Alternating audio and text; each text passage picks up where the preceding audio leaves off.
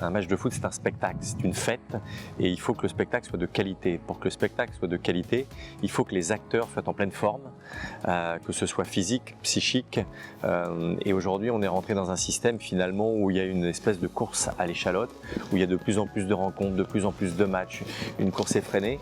Et j'ai le sentiment qu'on est arrivé au bout d'un système. Au bout d'un système parce que les joueurs sont pressés de plus en plus. Ceux qui sont dans les clubs qui jouent des compétitions européennes jouent également en équipe nationale et finalement quand ils jouent en Europe, puisque les meilleurs championnats sans être nombriliste sont probablement effectivement en Europe, ces joueurs ils sont tout le temps en train de jouer, tout le temps en train de voyager, il n'y a jamais de pause et je disais qu'ils étaient pressés, donc on arrive finalement à une qualité du spectacle qui en fin de saison, on l'a remarqué sur les dernières compétitions internationales pendant les mois de juin, juillet, qui décline. Donc il faut mener une vraie réflexion pour la qualité du spectacle, mais aussi pour l'intégrité physique et la santé de nos joueurs. Voilà, les joueurs ne sont pas des machines et on arrive effectivement à la limite d'un système.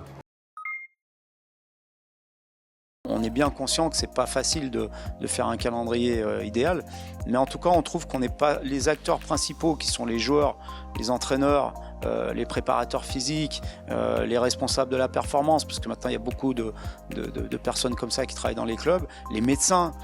Je trouve qu'on n'a pas suffisamment une consultation tous ensemble pour échanger à ce niveau-là. Toujours plus de matchs pour toujours plus d'argent. Et on a des gens tout en haut de la pyramide qui probablement effectivement pensent économique simplement. Je pense que c'est pas forcément, c'est mon avis, la bonne réflexion. Donc encore une fois, on y arrivera uniquement si on met tout le monde autour de la table et pas simplement des dirigeants de fédération qui oublient peut-être ce qui se passe dans les clubs, qui ne sont pas au quotidien avec les joueurs, pour que effectivement on arrive à trouver la bonne solution. Moi, je suis un amoureux du football, je suis un amoureux du jeu. Pour qu'on ait effectivement des matchs de qualité, il faut que les acteurs ce sont les joueurs, qu'on les mette dans les meilleures conditions et qu'on les entende aussi.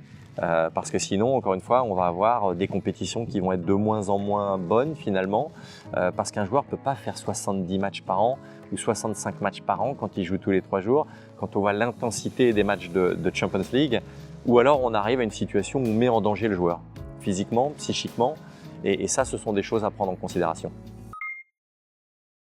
En tant qu'entraîneur, ce que je trouve regrettable, c'est qu'on manque de consultation, je trouve. Et je pense qu'on devrait, toutes les familles qui constituent le football de haut niveau, avoir plus de consultations, peut-être de séminaires sur lesquels on se pencherait sur des solutions idéales. C'est quasiment impossible, mais en tout cas les meilleures solutions possibles pour éviter que les joueurs soient sur du surmenage et que ça provoque des blessures physiques et parfois mentales. Entre guillemets, sont les joueurs et les entraîneurs qui souffrent en plus dû à les blessures, dû à l'absence des joueurs, dû à leur état mental et avoir une consultation par rapport à tout le monde, je pense que c'est très important et c'est un échange qui va nous amener dans une bonne progression.